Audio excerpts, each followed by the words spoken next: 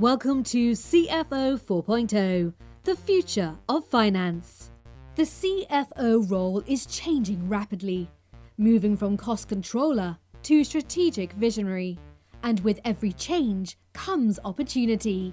We are here to help you take advantage of this transition, to win at work, drive your career forwards, and lead with confidence. Join Hannah Munro, Managing Director of ITAS, a financial transformation consultancy, as she interviews key experts to give you real-world advice and guidance on how to transform your processes, people, and data. Welcome to CFO 4.0, the future of finance. So hello everybody and welcome to episode 2 of our focus on the world of private equity. With me again, if you haven't listened to the first episode, I would strongly recommend you that you do because I have Rich Sanders. We have been talking all about the different types of private equity and what does that mean for your role as a CFO and in that investment company. So let's explore that role of a CFO. Now, we talked last time about some of the key skills that a CFO needs to have. And I'm actually going to start it with a slight negative spin on this, Rich. Let's start with the bad and work to the good. Why does private equity have such a reputation for getting rid of CFOs? So where did that come from? Yeah, well, I hate this, but unfortunately, it's a reputation that's difficult to shake. Partly because there's some substance to it. Right? So I think you might class some of it's obviously to do with capabilities. So it's actually around when you go into a team that's been together, maybe they've worked for 10 years together, they've got a certain way of working, and the private equity way of working is a bit different. So we talked about that pace and relentlessness, like seeking a target. Not everybody speeds up to that. Not everybody sort of makes that. And there is a different requirement in terms of capability on reporting. But I think the other big factor here is comfort zone and kind of risk in the decision about who's leading the finance department. And that's where I think sometimes there are unfortunate victims of that actually, if you'd given them longer, would have made it, but needed 3-6 months to adapt. But somewhat rationally, investment directors sometimes would say, I don't have the 6 months, or it's a risk I'm not willing to take. If I hire, this person that I've worked with before, I know I won't have a problem in the CFO, so why take the risk? So I think there's that, which is human nature, right? It's a comfort zone type thing. But capability and comfort zone, those two things. I mean, you can tell I'm reasonably negative on people not being given a chance. Yeah. But to be fair to those that do have a fairly discriminating policy on that stuff, it is for some effect. Like there is a reason that they're doing it, and it's worth. Again, if you're in this career and you're thinking this is a good place to do it, you've got to understand why that is, so that you can combat it. And I guess, as an investment director, what would be some of the red flags that you would be looking for in your CFO? Where would the warning signs be? And, and then we can talk about as a CFO, like, how do you avoid that? So I think I'll start with it, strangely, with a point about character, actually. So energy, that urgency, is something that actually I see that as being one of the very big differences. And there are some people as FDs or group financial controllers that actually get used to a monthly cycle that runs like clockwork. And if I go to an extreme, will even resent and resist the incoming new owner that says, well, for example, can we close out the month in 5 days instead of 25 days? Yeah. There'll actively be an anchor and a drag. And whilst that's an extreme example, it happens really often. And we've had examples, if I go back a couple of years, where reasonably senior CFOs have clearly got very used to having everything run exactly as they wanted to and without much challenge. So you've got to have, I guess I'm getting on to two things. You've got to have energy so that you can have that hunger to say, yeah, okay, let's do it a bit better, let's do it faster, let's do it like more accurately, let's find the next KPI. You've also got to have that progression drive as well, which goes hand in glove. And I think a lot of incumbent CFOs fall at the first hurdle because they're not actually coming with ideas. And you've got to realize this is a step change in the future of your company and potentially in your career. And if you're on board, you'll have at least spent like 24 hours thinking about the 2 or 3 things you're going to do. But believe it or not, really, really often that doesn't happen. Wow. And then you're going in as an investment director, and actually, gosh, as soon as you're starting to have to suggest those things, you go, crikey, like, this is dangerous. I'm now starting to suggest things and they're going off and doing them. I might not be best placed to do that. So look, like, that's a real basic. I think the other things they'll look for are, definitely accuracy in the numbers. So this is where there will often be huge numbers of advisors around a deal. So again, if you're an FD or a CFO in a deal process, ask to speak directly to the advisors around the model, the funding structure, understand your balance sheet through their eyes, because their language might be different and the things they look for might be different. But hopefully you understand your balance sheet already. But if you don't, it's an opportunity to learn it. There's always something else to learn. So I think you've got to have the accuracy and being on it in terms of what's going on. Again, if I give examples like poorly performing CFOs, some of this you can cope with, will go, yes, that's a good question. Why is that number in the balance sheet? Why have creditors jumped and doubled in March last year? I'm not sure. And to be honest, I'm not sure isn't the worst answer. That they'll often give an answer that then you find out a week later was incorrect. But again, it's just being on top of your basics. Look, as a foundation for any job, that's important. But I think when you're being inherited by an investment director, it's those are the really obvious things that you should be good at those things. But I think there's a real reason that some CFOs don't do that. They just don't think they're being interviewed, and of course you are. Yeah. And you mentioned actually on the previous episode how important reporting was, and I guess from this conversation the speed of reporting is also critical. But what does good look like in terms of speed of reporting within private equity? Is there an expectation that you have of your CFOs about how quickly they should be getting the numbers out to you? Well, we start really rationally. So we start with what decisions does the business need to make and by when in the month. So some businesses, it's critical. Like if you've got anything like a consumer business or retail, actually your monthly reporting is nowhere near as important as your weekly and daily. Right? So you'll need that. There's just a different cadence to all of that. So for your own business, think about what is it that drives decisions? Because that's what reporting is about. It's about making decisions, really. So that's one consideration. I think there is a rule of thumb.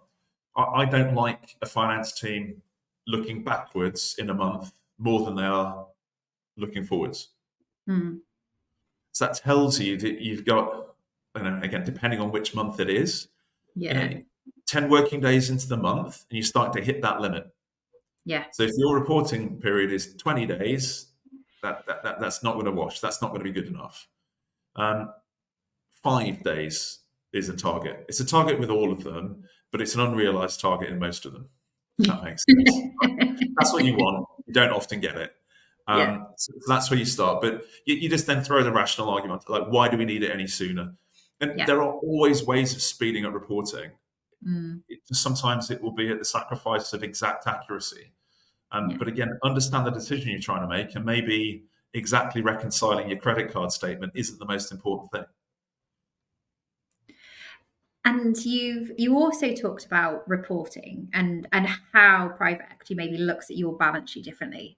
Is there some things that private equity backed businesses need to report on that perhaps isn't traditional in a management pack? Is there a fundamental difference in how the reporting is done? So I think you inherit some new tasks when you become a CFO in a private equity backed business.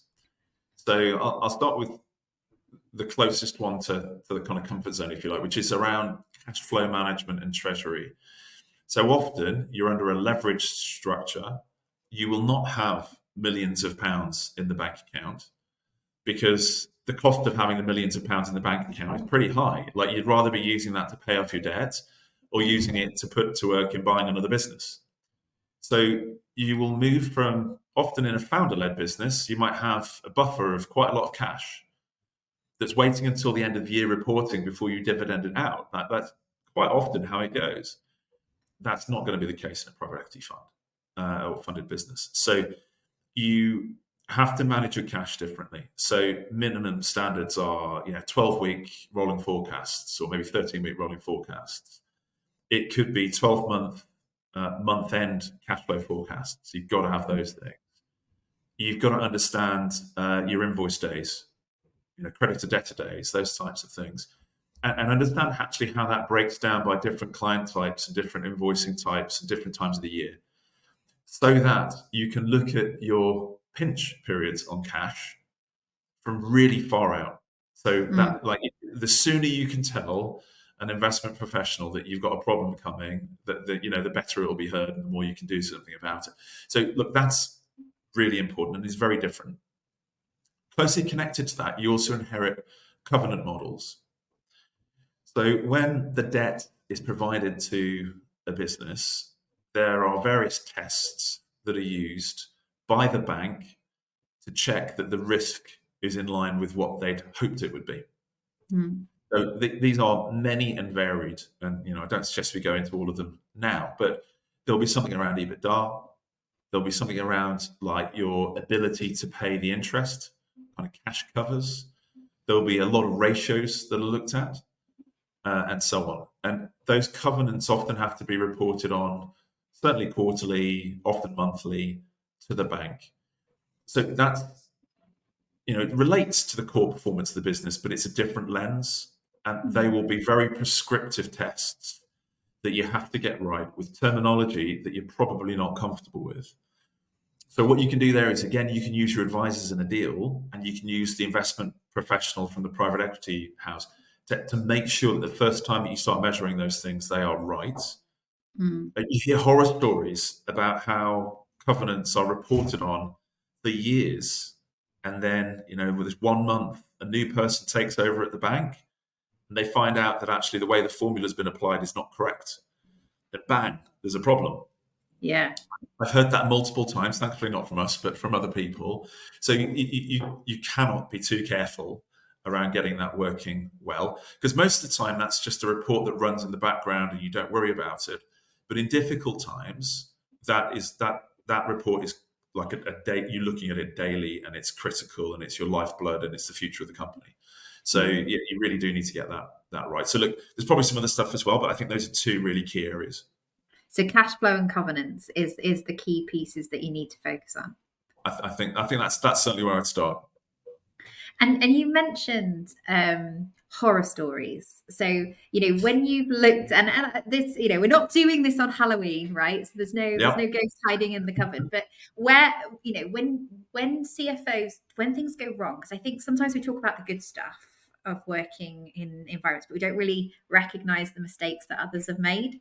So I'm a big believer in let's learn. So where are the other ways that you can go wrong as a first time CFO in a private equity? You might be a really experienced CFO in a different investment structure, but where are the other ways that you as a new CFO in private equity could maybe not meet the mark, and how can you avoid it? Yeah, I mean, it's not dissimilar to other walks of life is where I'm going to start, but I think it's a temptation when you're trying to make that move into private equity to overpromise.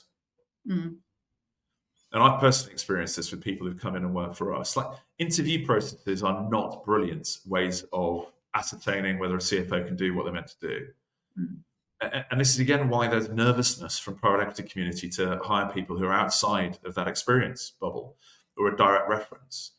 And so I think a bad mistake, and I've seen it made repeatedly, is over-promising around, yeah, I know how to build a model. Yes, I've worked with leverage. Yes, I understand cash flows. Yes, I understand treasury function. Yeah, I've done an acquisition before. I've negotiated legals. I mean, all of these things, to some extent, you can get help with, if you don't state that you absolutely know it. And I don't think it's unique to CFOs, but I think it is a particular thing with CFOs. There is a pride in that role and a self-sufficiency, which often is brilliant, but especially in the first couple of months of being in a role, can be really detrimental to the success of the company. So I think there's an honesty that needs to come in around what you're brilliant at, what you're okay at, and what you've not done before. And some of the ways that we would look at a cash flow, an acquisition model, a leveraged funded business plan are different to how you've done it before. It doesn't mean they're complicated. It just means they are different. So you can ask for help. So there's that. I mean, I've had a previous CFO just outright lie to me around like previous experience around, and we did take references, but I later sort of found out that they'd left one company because there was an issue around trust. I won't go too much into detail because someone might be able to work out who it was. But there was an issue of trust in that company and it wasn't declared. And I understand in a way why it wasn't declared to us, but that's again a big mistake. This is a reasonably high pressure environment, and you're coming in and you've got to expect that some of that stuff is going to come out. It's going to get found out. And actually, we're all reasonably well plugged into markets. So, it might not be found out for a couple of years, but again, if you've lied about something that's a trust issue, like fraud, expect yourself to be exited like the next minute, because you cannot have someone in a CFO role that isn't trustworthy. But I've personally experienced that, and I know of like several other occasions where that's happened. I think you get like some people who come in and think the private equity version of themselves is more arrogant and aloof than the normal version of themselves, and they start throwing their weight around. Again, not unique to that transition, but actually, what we prefer is people who will roll their sleeves up and just understand there's more of a job to do. Actually, if anything. So being aloof, arrogant, remote, like the opposite of actually what you need to do. You need to focus in, engage with your team, be human, get ready for the journey. Get going. So look, I think those are again some good things to think about. So be honest about your capabilities, be honest about any past indiscretions, or just don't try and enter the space with those things. So I think you'll find it difficult. And then just remain humble. Because actually, you've got to take the majority of your team with you, if not all of your team, in order to achieve what the challenge that's going to be in front of you. And that's an interesting piece, is that we talk about the CFO role, as being different from the other finance roles, being really strategic.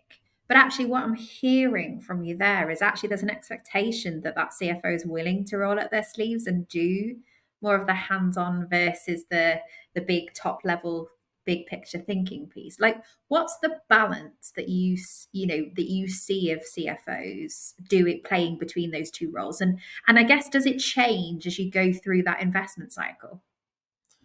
Yeah, I think it changes with the cycle. Like, my first thought in answer to that is actually it really changes with the size of the team, the size of the company. Yeah. So if you're going in as a group CFO, possibly it's 3/4 of your job is strategy. And some of that might be the strategy about how you manage your cash, like it's forward thinking on that piece as opposed to the business strategy or system strategy or something like that. But a lot of it will be very forward thinking. If you're in a venture, it's not just that you're rolling your sleeves up, but you have to be doing an amount of the work, because your business will not be able to afford, the personal leverage of, a financial controller or even an FD underneath you to do the legwork, if you like. You have to be doing some of that as well. What I'd say for mid-cap, where you might go in, you'll have maybe 2 or 3 qualified accountants working for you as a CFO, I'd say at a minimum. And then you'll have some admin support and some juniors that are around. The speed of change that we're talking about often necessitates you directly having a look at, well, the monthly reporting, definitely, but you're looking at like first versions of things and often creating first versions of things. So that might be, I don't know, a depreciation policy. It might be coming up actually with the acquisition model for a new asset. It might be a make versus buy decision. Where you're thinking about outsourcing something. But it's often within the skill set of the CFO to do that, but actually still at a size of finance team where they're very good at running finance, but they might not be massively experienced at those types of challenges. So I always ask the question, when was the last time you actually opened up Excel? Like, how competent are you in Excel? I have some CFOs look at me like, what are you talking about? Like, you don't want me playing with the Excel. And the answer to that is that, yes, that's true, except when I really need you to look at the Excel. because I think this is generally true of most investment directors as well. There will be an amount of financial literacy and technical competence that means they'll be going into, they'll have been brought up building business models and building investment models. They'll be very comfortable with Excel. They might be a couple of years out of date, but they'll be very comfortable with it. And so there is that, actually, when you're up against it or on a deadline, or actually in terms of there being a real challenge to the business, that's the kind of mucking in that I think really helps. And hopefully it's not very often for you, or if you like it, then hopefully it is. But it is, I see it as part of the private equity model that actually, if you're the right person to do that first draft, or even to do it in its entirety, that's what you do. Hey Google, what's the best accounting software for my business? Give it a couple of years, and I bet you she'll be able to answer you pretty accurately.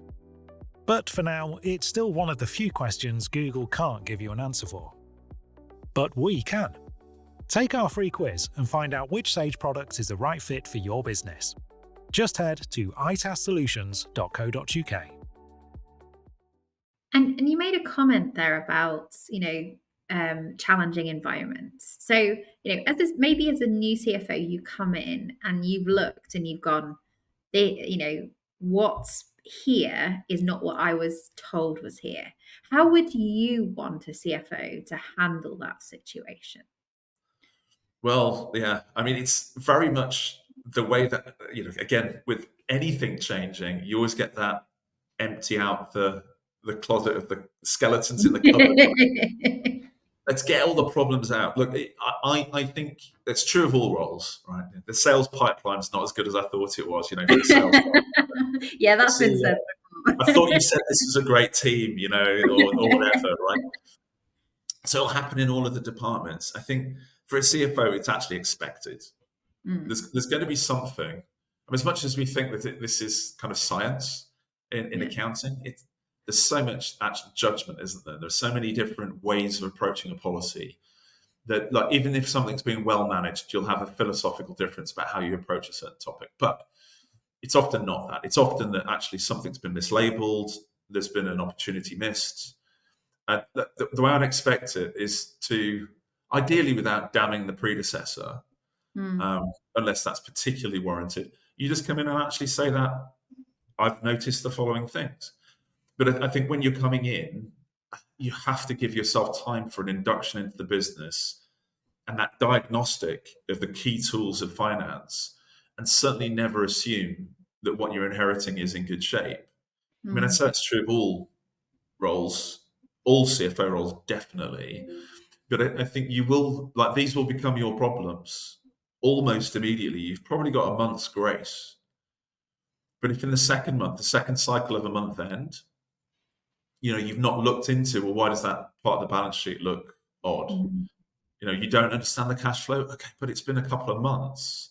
So there'll be forgiveness for it. But if you're not asking those inquiring questions, finding the skeletons, finding the problems, and hopefully heading them off, you're not really executing the role particularly well.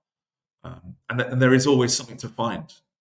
So I think the other opportunity there is you can give yourself a very good name very quickly if you go in and uncover some area of value. And look, the types of things that an investment house might care about more are, I don't know, like R&D tax credits. Oh, there's an opportunity there. There's actually the depreciation policy isn't set up correctly. And I think actually this is more accurate. And this actually improves what the result looks like. I've looked at the accruals and the reserves, and there's some strange things in here. I think we can release this. It's like punch the air moments for the private equity house. It's like, yes, the DAR has increased. Do we really like this person? But yeah, it's important both ways. I mean, I would say that inherent in all of what I've just said is transparency and taking it seriously and taking responsibility quite quickly. So, I really dislike CFOs that aim off, that tell you a version of the truth that's like 2-3 steps away from the actual truth, so that they've got a few things up their sleeve. Some houses like a CFO to have a couple of things up their sleeve so that they can always respond to a problem. I tend to not like that. So it's really interesting, because what I'm hearing is obviously trust and transparency is really important within this role. And we can talk about, I guess, tactics for dealing with that. But I guess, what does a healthy CFO and P relationship look like? How do you know you've got a good one? Yeah. Well, let's put the structure in place around it. Sort of, where are you sitting? So you're sat with an investment director coming to board meetings. He will probably have separate meetings with you as a CFO, away from your CEO. Yeah. And obviously you've got your executive team that you'll also be meeting with within the company. So you're at the interface, and you have a direct relationship as well as a shared relationship with the investment professional. And that puts you in a somewhat privileged position. So some CFOs, will have questions from their investment director about their CEO. Do you think they're doing a good job? You'll be a confidant to that level quite often. You'll be expected to whistleblow, if there's a problem around hiding bad performance. You'd absolutely be expected to do that. And again, if you don't, there would be a problem with that, because that's the privileged role that you're in, and you'll be misleading shareholders at that point, and that's a very sticky situation to get into. So, what does a good relationship look like? You need trust the other way. I mean, I do hear situations where a CFO is not certain of how well they're perceived by the private equity house. That already is a sign; it's a bad sign. Not necessarily the performance is bad, but the relationship's bad. And so I think you should know where you stand, and I think you should have that trusted relationship, but it's two-way one. And I think you can be, like we've said on previous podcasts, you can be inquiring as to where the plan is, how it's moving. You should know actually how the fund is performing, to know where you fit in within that. And when you've got that relationship, you can then be a fantastic source of information for your executive team and your CEO, so that they understand actually the mood of the investment director as they come to the boards. What's going to happen in 6 months, 12 months? Yeah. Are there external factors about when we might be up for sale? There always are. There always is something. Even if it's actually, look, they're going to be really patient with us because they've had 2 great results. There's no rush, so our plan works. We just get on with it. Now, that quite often will be the case. It'll be often that, but there'll be some other factors as well. So, if you're not hearing any of that, if you're not inquiring of that, then your relationship's probably not in quite the right spot. And I guess, from a relationship building perspective, what are sort of the things that you need to think about if maybe either it's a new relationship, or maybe it's, like you said, you've not heard enough coming backwards in terms of communication. Is there anything that you would recommend or suggest that somebody would do to kind of build that relationship? Well, you've got to often get into the human factors here. So we're all busy. And an investment director, particularly if they're in a mid-cap fund, will have a lot of other distractions. They'll naturally be attracted to the new deal. So whoever that is, they'll be new attracted shiny toy syndrome. Yeah. New shiny toys. Yeah, definitely. That definitely happens. And they're deal professionals. That's what the majority of their life is about. That's what they've set out to do. So you just got to be aware of that. So if you're turning up, say it's a monthly meeting you're having, and you're saying the same thing month after month, do not expect to get the attention of, an often attention short investment director. So and often that can be fine, right? It's fine. And you can go for vast spells of time where that's the case. If you want to build the relationship, what you do is you take an option. So you go along and say, I've been thinking about what we're doing on our M&A strategy, and I've actually just run the numbers on this company. And look, we were thinking the synergies might be this level. I actually think they're that level, and this might be worth bumping up the priority list. That's a great conversation. Yeah. And I think as a CFO, you're in a really good position to see opportunities like that. You might use the investment professional as a sounding board for changes you're thinking about making within your finance team. Bringing someone in, taking someone out, change a system. That's a reasonable conversation. Talk to them about pricing. Get ahead on next year's business plan. Talk to them about exit. So you can. There's lots of topics. Don't try and have all the conversations at once. But put that into your thought process. So have an agenda for your meeting and because it can get really dry. Even if the business is flying, it can get very, very dry. And you're competing with that new deal. So go with a little bit of magic dust. What's the thing what are they going to walk away from that meeting thinking about? Because it will reflect really well on you if that's not, it's another month done, boring. No, that's some really great advice. And I think that's it. Like you say, the human factor, what's the stuff that gets them excited and gets them interested, and how do you feed into their goals as an individual? And okay, I'm going to ask it straight. Is there a way to give bad news well to a private equity house? So, is there an approach you can take to, because stuff happens, right? If you think what's happened over the last few years, it's been an incredibly volatile time. Is there a way you can approach that bad news story in a way that maybe you aren't one of those infamous CFOs leaving out of the back door? Yeah, you don't get shot as the messenger, right? How do you do that? Maybe you need to go in there with some body armor or something like that. I don't know. Maybe. There's some tactics I'd suggest. So again, I'm going to characterize the whole of the industry that I'm in, right? But I'm in it, so maybe I'm able to do that. So you've got to get to the nub of the problem quick. Yeah. Right. I had a situation where a CFO is coming to me with what looked in the moment like catastrophic news, and they were not wanting to share the information, so they babbled for 5 minutes to the point where you have to go, swear word, what are you talking about? That's obviously but an understandable bad way of doing it. So I think if you've got bad news, and this is just general tactics, just get it out there, but then be ready for the questions. Yeah. Because if you arrive with bad news, sometimes that's all you can do. If you can arrive with bad news and the next 3 steps, we're all grown-ups. The vast majority of us have faced really bad situations. And, not all investments work out. Look, a lot of investment professionals have seen a business completely fail. And so, it might be really bad for you. That they'll have some experience to bring to bear on it, but just furnish them with here's the bad news. I've had these 3 thoughts. I've talked to this advisor. I'm ready to go and do this. We're in it together. I'm going to roll my sleeves up, back to that one. Here are the numbers, and be on top of your numbers. And I think those are the really good ways to do it. So the opposite, waffling, not having the information to back it up. And actually, there are some characteristics in some of the people I worked with a long time ago, almost over dramatic in the way they deliver bad news. It's like, oh, this is going to be awful. And then you talk to them for a second, you go, but hang on, can't we mitigate that by doing this? And you find out they've not even spoken to their second in command in finance as a sounding board to just calibrate. Well, how much is this bad news? Look, why are you using me for a first pass at a problem? Right? A bit disrespectful. So again, look, it's just human factors, but do bear that in mind. Just get to the bad news quick and have some context and some next steps.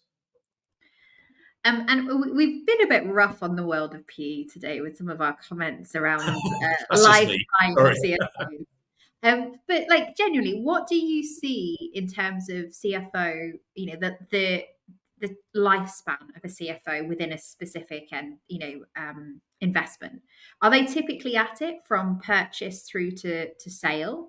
Or is there a CFO for a season or a part of the cycle? What do you see generally within that process?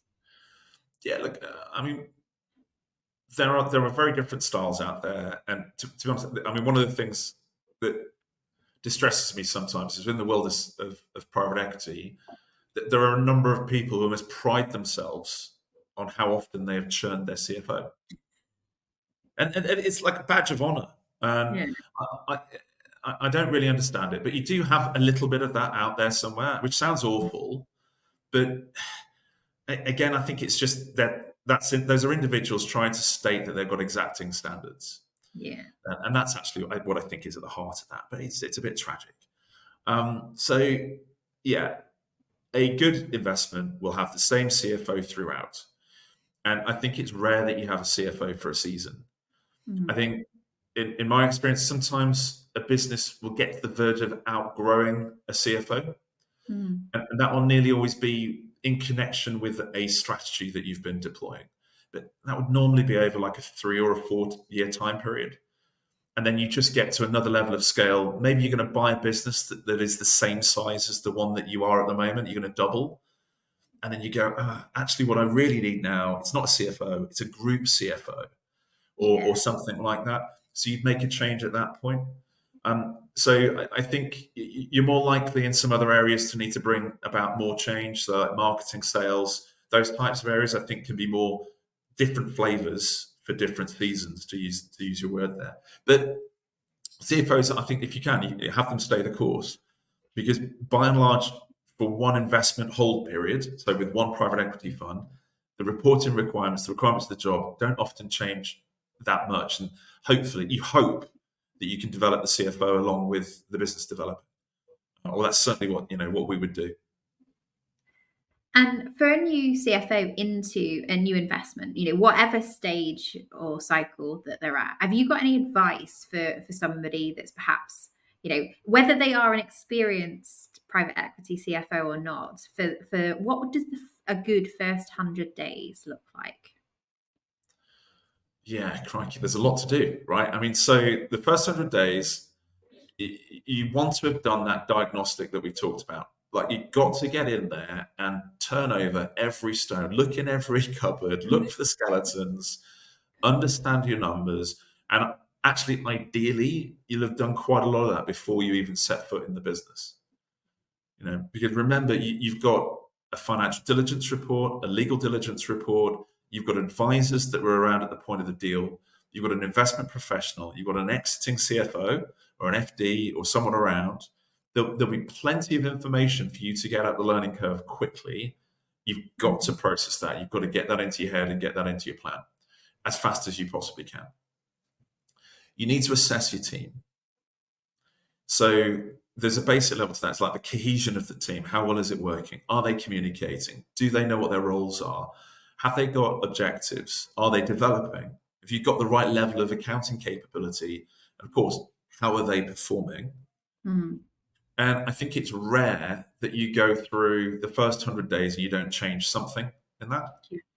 And look, if it's an established private equity owned business, maybe they're already reporting everything that you need to report. But often, like what you need to report and the time taken for that, that's a cause for a change. Mm. But you'll also have, if you're going to go and do acquisitions, you probably need some more finance resource. If you're going to do a systems change, you might need some more finance resource, maybe on a day rate, but you'll need some. So I'd say very early, you've got to make some calls on that. I wouldn't say you've necessarily got to make changes quickly. This might just be us, but I think you've got to communicate what you're seeing really quickly to the team as directly and transparently as possible. There's some occasions where you think someone can't possibly improve or change and they're intractable, but I'd say communicate early and transparently really quickly so that then within your first 3 months, people have had the chance to get on board before you've had to make some decisions about some changes or bringing new people in. Experienced FDs will know this, but no two finance teams are really alike. And individual capabilities are so varied, and urgency is so varied, responsibility is so varied. That's a big mission in itself, just understanding your team and getting that working. And certainly being able to talk to the private equity firm about what you found in your team.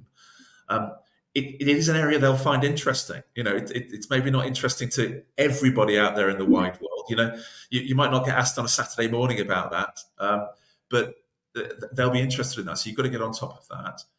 And I think understanding the business model then and getting behind your business plan, getting around the whole of your exec and understanding their strengths and weaknesses, understanding the financial literacy of the company. So how far does profit reporting go? out into the company?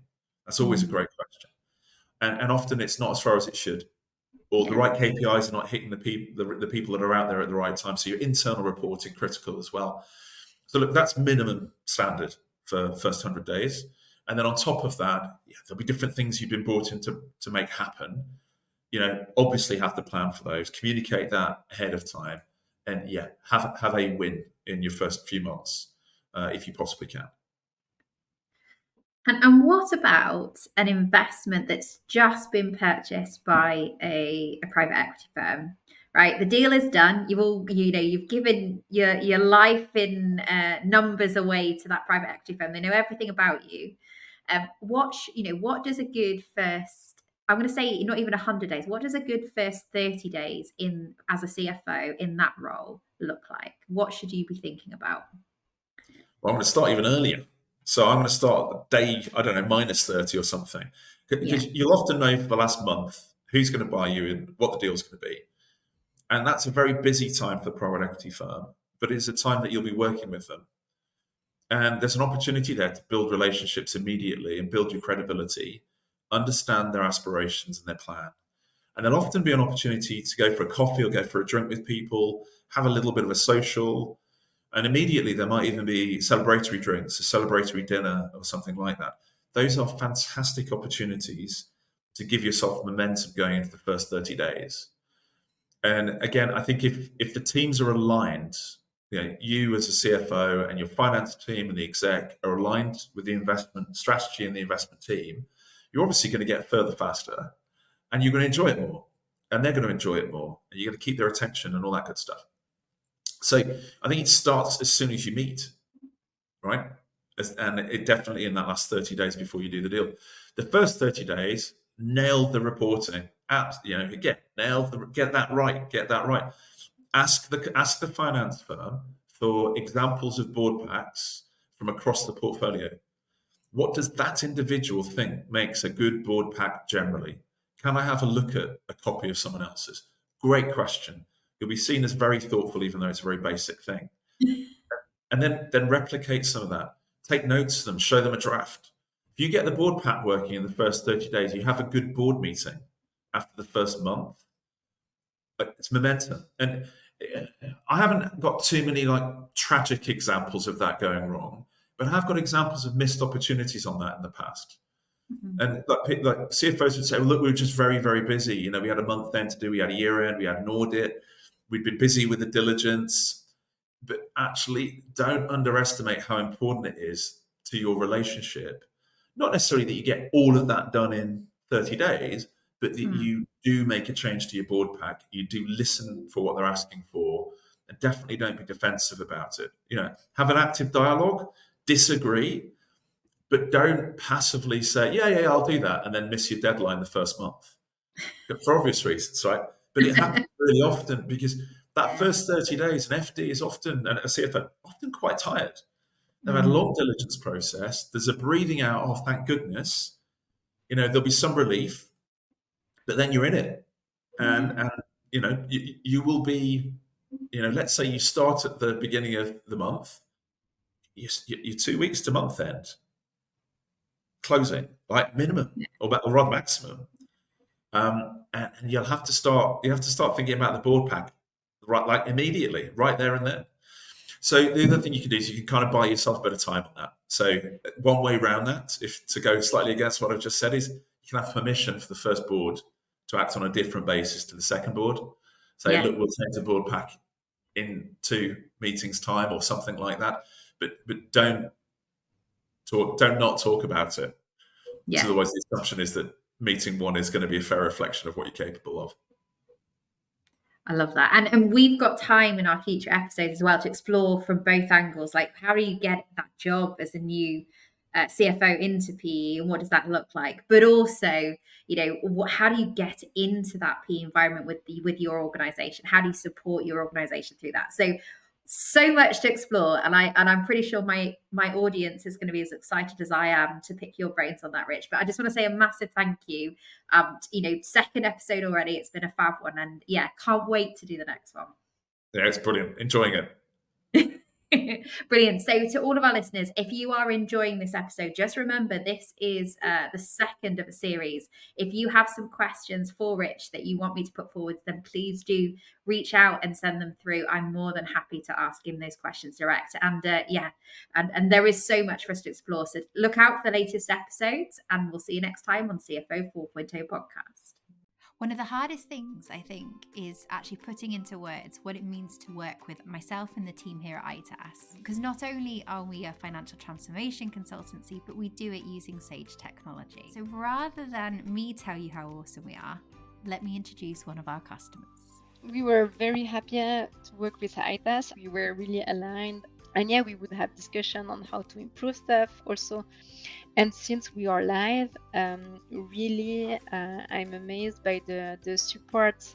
They answer really quickly. And if we don't understand each other because like the issue after some emails is not fixed, we can jump on the call, and they are really easy to reach. They respond really quickly. So I feel like it's ongoing collaboration, and it's not like ITAS disappeared after the implementation. So we are really happy to work with ITAS.